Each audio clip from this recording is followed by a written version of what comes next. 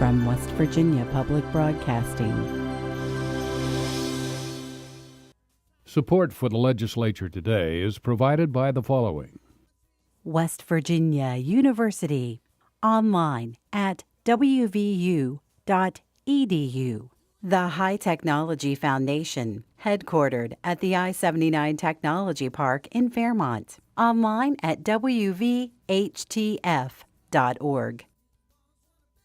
At the legislature today, after the Senate worked on the charter schools bill for weeks during the session, the bill is now in the hands of the House, which has just 9 days to consider it. We'll have an update.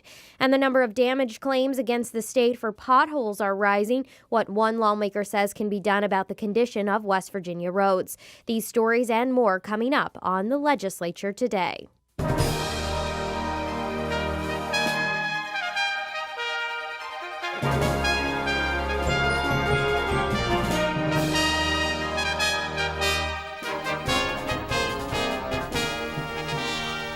Good evening, I'm Ashton Mara.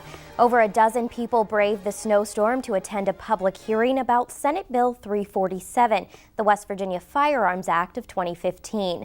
The bill allows anyone 18 and older to carry a concealed weapon without a permit. Beth Voorhees reports. It is legal in West Virginia to openly carry a gun in places where it's not prohibited. But if you want to put a coat on, that's concealed carry and requires a permit from the county sheriff and a $100 fee.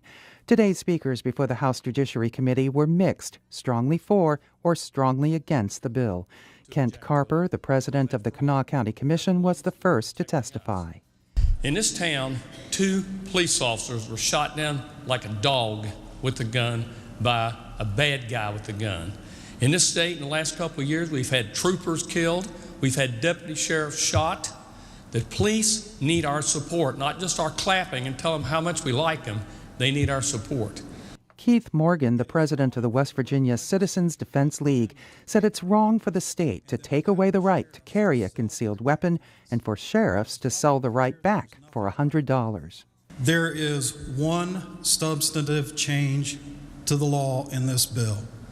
And what that is the removal of a $100 fee to conceal a firearm. There's no change in who can carry one. There's no change in who's prohibited. Just one change, and that is the removal of a fee. D. Price Childers has a son at West Virginia University and noted the school's reputation after a big win. But can you imagine the aftermath of a big WVU win if 18, 19, 20-year-old kids in Morgantown are allowed to concealed carry with no permit, no training whatsoever? The burning couches will become the least of our worries. The vice president of the West Virginia Sheriff's Association, Alan Kistner of Monongalia County, noted that driving a motor vehicle is a privilege granted by the state. You have to have a learning period. You have to have testing. You have a learning period where you're with a licensed driver so that you can learn how to operate that vehicle, control that vehicle under different circumstances. Guns are made for one reason, and guns are made to kill. We're just asking that the minimal standards for carrying concealed weapons are kept as they are. A representative from the National Rifle Association said Senate Bill 347 doesn't change the laws detailing who is prohibited from buying and carrying a firearm. Using his jacket to demonstrate, Daniel Carey said it only changes one thing. This bill doesn't change the safety for law enforcement officers. The only thing this bill does is it extends the right to law-abiding individuals who can legally pass a background check to purchase and possess a firearm, to be able to carry so without, now they can do so without a jacket. This would allow them, if it gets cold or starts to rain, to put that jacket on. That's the only thing this changes. Matt Collins, the state director of West Virginia Gun Rights, calls the $100 fee a tax. Permit fees are a tax on basic rights guaranteed by both the U.S. and West Virginia constitutions. We don't beg permission from the government to exercise our First Amendment right to free speech. Why should law-abiding citizens be forced to pay a tax and get a permission slip from the government and bureaucrats in order to exercise their Second Amendment rights? Collins called on the House Judiciary Committee not to amend the Senate's bill and to pass it as is. But Chairman Delegate John Schott had this warning. I've gotten numerous emails that urge the committee to pass this bill without any amendments. And I think that probably indicates that those who sent the emails have never seen our committee at work, because we have 25 very diligent members on our committee and a staff of 4 excellent attorneys. So it's very rare that a bill comes to us that's not changed in some way, either to make it more defensible if it goes to court, or to improve it in some way, or to rebalance the interests that are at stake. So if you have an expectation that every I and every T is going to be dotted and crossed the same way when this comes out of committee, you're in for a disappointment. That does not mean we're going to change the substance of the bill, but it could. But we're going to look at it very carefully, because we are, as I said, a very conscientious and diligent committee. Senate Bill 347 passed the Senate with bipartisan support, 32-2. Schott said he didn't know when his committee would put the bill on its agenda and said the committee will meet over the weekend. If the bill passes the House, West Virginia will become the 6th state that allows concealed carry without a permit. For West Virginia Public Broadcasting, I'm Beth Voorhees. The charter schools bill made its way to the House yesterday, and the Education Committee debated it until almost midnight. It ultimately passed and will soon be on first reading. Today, Liz McCormick caught up with the House Education Chair to get an update on the bill. Senate Bill 14 was the focus of a lot of debate in the Senate and passed Monday on a vote of 18-16. Public charter schools still receive government and county funds, just like regular public schools, but charter schools would not be overseen by the County Board of Education. This in turn would give teachers at charter schools more flexibility in the way they deliver their curriculum, but they would still be subject to state education standards. Delegate Amanda Pasden of Monongalia County, the House Education Chair, says charter schools will provide more options. I don't have any concerns with the progression of it. I think that there are those that support charter schools, public charter schools. I think there's a lot of support because it gives our students a choice, and I think that's what this is really about, is focusing on our students, making sure that we're meeting their needs to the best of our ability. And this is really just a county option and a community option to allow communities to develop school choice and options that really benefit our students. In the House Education Committee meeting Wednesday night, there were a handful of amendments proposed by members.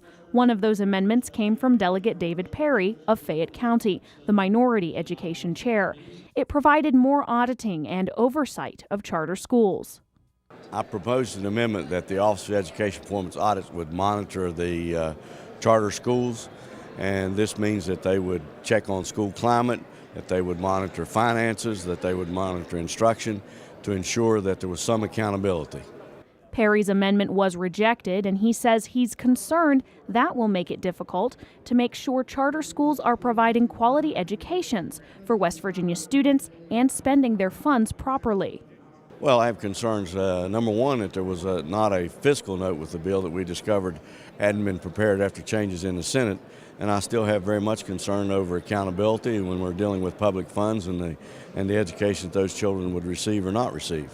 Delegate Sean Hornbuckle of Cabell County also proposed 2 amendments to the bill. One would require 3 parents on the charter school governing board be proportionate to the demographic of the students attending the school. This amendment, however, was rejected, as well as a second amendment that dealt with a new idea not raised in the Senate. The other amendment that I propose is we're going to have 2 charter schools in the first 5 years of this program allowed to open up.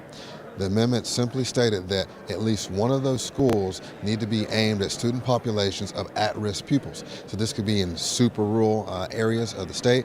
It could be in inner cities of the state. But I feel again that if we're going to do this thing, and I think it has great potential, we need to make sure that we're uplifting the students who truly need it. Hornbuckle says by not adopting his amendment, it will set the state back. The concerns that I have is that we will go backwards. It will has potential to sort of segregate people as far as lower socioeconomic kids and higher socioeconomic kids. And I just don't think we can afford that in our state. With the potential of charter schools being very good, we need to make sure that we craft it as best as we can to fit our demographics here in West Virginia. Delegate Pasden says there were other amendments offered in the committee that, like Perry's and Hornbuckle's, she doesn't believe are necessary. Well, there was various amendments, and for different reasons. What we wanted to do is preserve the integrity of the bill. We wanted to be sure that we are making children and students the focus of this legislation, and we steered away from anything that did the opposite. Senate Bill 14 will be on first reading in the House this weekend.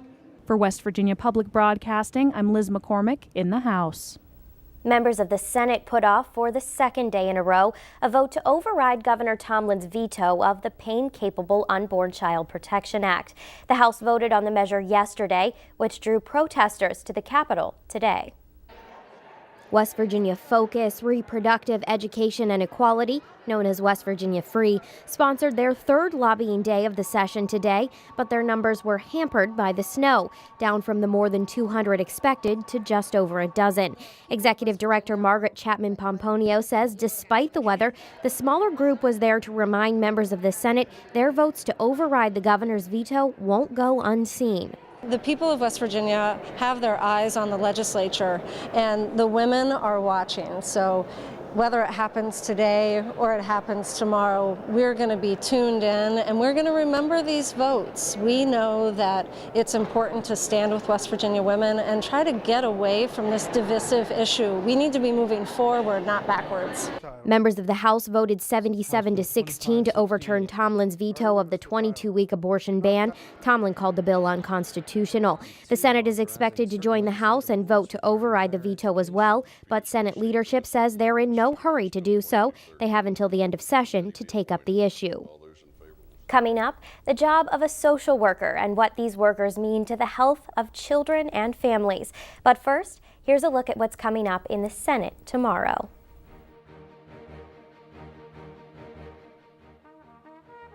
Supplemental appropriations bills up for passage. These bills are at the request of the governor. House Bill 2760 to the Bureau of Senior Service Lottery Senior Citizens Fund. House Bill 2764, the State Department of Education School Building Authority.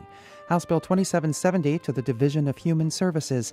And House Bill 2933, Department of Administration Public Defender Services. On second reading, House Bill 2755 to address seniority and other personnel issues relating to service and professional employee positions at jointly established schools. These schools are operated by 2 county boards of education. Senators and delegates alike keep reminding us this session that the upcoming budget year will be a tight one. But the Senate president has said cutting social programs is not the answer. We found out earlier this week Governor Tomlin may disagree with that assessment. He's proposing about $1 million in cuts for some of those programs. Here this evening to discuss how the state's budget will affect them and other bills making their way through the legislative process are Sam Hickman, the CEO of the National Association of Social Workers West Virginia, and Emily Chittenden-Laird. She's the executive director of the West Virginia Child Advocacy Network. Thank you both for being with us. Thank you. Emily, we saw last year the governor propose a cut to the budget of children advocacy networks, family resource networks, and then we saw the legislature come together and restore those fundings. But the governor has gone back and taken some of that money away, at least in his proposed budget. Tell us what that would mean for the child advocacy centers across the state. You know, for child advocacy centers in particular, it's about a $200,000 cut. If you look at that on a program by program level, that's $10,000. Because we really operate on such slim budgets already, we're talking about a staff position. So we're talking about cutting back therapy hours for children who have been victims of abuse. We're talking about a family advocate who won't be able to work as many hours during the week. So it really is critical because it's service to kids. So Sam, when child advocacy centers lose funding, when family resource networks lose funding, how does that affect social workers across West Virginia?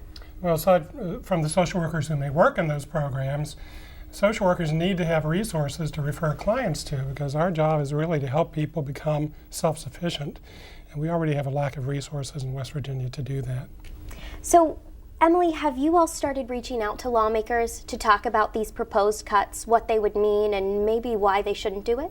Yeah, we have. We started early in the session meeting with the respective finance chairs as well as the vice chairs on both sides, we're actually getting really positive messages. Of course, they can't make commitments early in the session, but I think that it's something that they feel deeply is important to their constituents, to the kids that they serve, and also, you know, it's something that they're going to have to work on. It is a tough budget year, and so we understand those struggles that they're facing, but we also really appreciate the fact that they have said this is a priority for us. Sam, I want to ask you about a bill that gave you a little bit of heartburn earlier in this session. Senate Bill 559, and it had to do with the licensing of social workers. Can you explain to us, as the bill was passed through the Senate, I should say, what did that bill do? The bill, as originally introduced, would exempt all social workers in the Department of Health and Human Resources from the requirement to have a social work license completely. Excuse me. The bill moved to the House. We intercepted it there. We really had to mount a major effort of calls and emails to members of the House and put on, I think, a very good showing at a public hearing. After the hearing, we were called to the chairman's office to work out a compromise with DHHR and the licensing board, and we came to a mutual agreement, and that still has to be concurred with by the Senate. I'm curious, as you talked to senators as this bill was moving, what was their reasoning for supporting it? Well, I think the most disappointing thing to me is that this bill came from our own Department of Health and Human Resources. I think the only thing I can say is it might look like an easier thing than raising salaries at this point, but I think we've shown very faithfully that licensing is not a barrier to hiring. There are many, many other factors, including salary, safety in the field, working conditions, quality of supervision, many factors. Emily, you all celebrated the passage of a bill in the House called Aaron Marin's Law. Can you tell us about that bill? It'll be coming up in the Senate for a vote probably early next week. What does it do? Aaron Marin's Law is a law that actually came from an individual in Illinois, and she was a survivor of child sexual abuse. She experienced abuse when she was very young, but she didn't disclose. She never told anyone until she was an older teenager. At that point, she did initially disclose at a child advocacy center. But the reasons that she states is that she didn't know it was wrong. I mean, she knew something was different, but no one ever told her in school, this is what to do if something's happening to you. And yet, fire drills, tornado drills, all these other preparedness for things that happen to very few children. And yet we know that 1 out of 4 girls and 1 out of 6 boys will be a victim of sexual abuse by the age of 18. If you think about that in our schools, that's a lot of kids in classrooms. And many times the teachers are seeing the behaviors that are because of the abuse that they're suffering, but they don't know, they aren't able to connect that these behaviors might be because of something that's going on for the child at home. So the law actually, it pulls together a task force of many folks from both the private and public sectors, advocacy organizations that would take a look at what are we doing in our state right now in the education system and all systems of government that help child sexual abuse victims. Are there things that are working in certain places? Are there things that we can broaden or implement more fully in this state? Because it is so critical that teachers, administrators know what to do if a child discloses that something is happening to them at home. Sam, I'm assuming that social workers will be involved in that task force. Yes, we're one of the folks named to be on the task force, and I think one of the interesting things about this bill is it focuses on sexual abuse by a trusted adult, so that the training that goes to children doesn't apply just to strangers. You know, we've done training for many years about stranger danger and that sort of thing, but really most abuse occurs at the hands of someone who is known to the child. Emily, I'd like to ask you about one more bill, House Bill 2828, that passed in the House yesterday. Tell us why this bill's important. That bill actually, it updates the accommodations for children when they have to testify in criminal proceedings. It makes it consistent with a Supreme Court decision on the matter. Sometimes whenever kids have to testify in court, especially if the defendant is their alleged perpetrator, it can be incredibly scary. We're talking about 4-year-olds, 5-year-olds on the stand that I have worked with. It's very intimidating to be in a room. Sometimes that results in the child not giving a full testimony, not being able to really say what happened because the intimidation factor is so substantial. So this allows for closed circuit television And so basically the child would be in another place and they would be questioned in the same manner as if they were in the courtroom. And there are very strict parameters around when that could happen, etc. But what it does is it really opens the door for the child to be able to testify in a way that is accurate and truthful. And making it easier for that child. Absolutely, reducing trauma. Emily Chittenden-Laird with the West Virginia Child Advocacy Network and Sam Hickman with the Social Workers. Thank you very, very much for joining us. Thanks, Ashton. Now here's a look at what's coming up in the House tomorrow.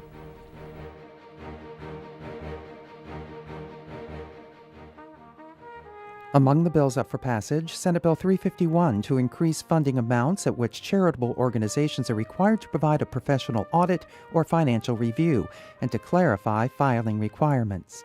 Senate Bill 374 to allow in absentia parole hearings in certain instances, and waiving a personal appearance by an inmate who is terminally ill and unable to attend. Senate Bill 375 to specify who receives notice of parole hearings via regular or certified mail. Law enforcement officers involved in investigating the parolee's crime will be notified by regular mail. Prosecuting attorneys, judges, and crime victims will be notified by certified mail. Senate Bill 507 to allow emails and other types of electronic communications to and from regional jail inmates be monitored, intercepted, recorded, and disclosed. The bill provides an exception for attorney-client privileged communications. And Senate Bill 559 to clarify exemptions provided by statute for social work licensing. Members of the Senate Finance Committee took up a bill this morning they see every year, a bill to settle some of the state's small claims lawsuit debts. This year, lawmakers found out they owe substantially less than previous years, though, because of a reform bill passed 2 years ago. After crossover day yesterday, members of the Senate can only consider House bills for the rest of the session and started today with House Bill 2876. The legislation is short-titled the Court of Claims Bill. The court hears citizen claims of damages against the state and awards compensations in verdicts to pay for anything from pothole damages to wrongful death suits. Finance Counsel Melissa Lilly. Totals are general revenue $26,985, special revenue $747,869, state road $730,432, mostly potholes, for a total of $1.5 million. The $1.5 million total for the 2016 budget year is substantially less than years in the past. Cheryl Hall is the administrator of the West Virginia Court of Claims and explains one reason why this bill has a smaller fiscal impact. Normally we have a multi-million-dollar claim by the regional jails against the Division of Corrections for inmates that are held up in the regional jail facilities and corrections doesn't have sufficient funds to pay. That was not an issue this year. They had sufficient funds in corrections budget to pay regional jails. Hall says the jail's claim alone deducted more than $3 million from the bill total. She equated the savings to a bill passed by lawmakers during the 2013 legislative session, the Justice Reinvestment Act. That law realigned some of the state's sentencing guidelines and put more focus and funds on rehabilitating offenders in their communities rather than locking them away. Claims went up, however, in another area the court often deals with, damages to West Virginians' cars from potholes. Hall says this year the bill contains more than 1,000 claims against the Division of Highways, which is almost triple what we usually file, but it was because of the bad winter last year and the roads were really bad. Usually, Hall says they see about 300 claims in a calendar year. Senate Finance Chair Mike Hall says those totals are indicative of the lack of funding for road maintenance in the state, something he'd like to see tackled by a road bond to fund all new construction. The State Road Fund, Hall says, could then be dedicated to maintaining West Virginia's 39,000 miles of highways and county roads. Right now, new construction and maintenance compete for money. And I know that sooner rather than later, and hopefully not till the next legislative session, that the governor and the legislature will get together and just actually focus on the concept of roads. Members of the Finance Committee have called on the governor to share with them the recommendations from his year-long Blue Ribbon Commission on Highways study on funding state roads. Hall says without the final recommendations, lawmakers still know what they need, and that's more revenue. But the chairman says the public should have an input on how those revenues are raised. But we know what it is, that there's some revenue. Maybe it's a sales tax or whatever that would be raised if a road bond would pass. That's my view. If a road bond would not pass the public, the tax wouldn't go up. Under pressure from the legislature, those final Blue Ribbon Commission recommendations are expected soon. The Court of Claims bill was approved by the committee and now goes to the full Senate. This has been the Legislature Today. A program reminder, tomorrow morning at 8:30, West Virginia Public Broadcasting will provide live coverage of a public hearing. The topic is Senate Bill 423 to amend the Above Ground Storage Tank Act. Tune in to West Virginia PBS 2 to hear testimony for and against the bill. And a winter storm update from Governor Tomlin's office. 20 additional West Virginia National Guard troops have been activated to help address local community needs, including road checks and home wellness checks. Overnight temperatures remain a concern, though, as over 77,000 customers are without power tonight. There are a number of warming stations and shelters available in communities across the state. In most affected areas, high water is receding. Current projections do not indicate ongoing snowfall will affect creeks, rivers, and other areas with flooding and high water. At this time, about 275 roads are partially closed due to high water and mudslides. The Division of Highways continue to treat and clear primary roads. Residents should expect a delay in the clearing of secondary roads, and primary roads are clear. For West Virginia Public Broadcasting, I'm Ashton Mara. Thanks for joining us. Good night. Support for the Legislature Today is provided by the following: West Virginia University, online at wvu.edu. The High Technology Foundation, headquartered at the I-79 Technology Park in Fairmont, online at wvhtf.org.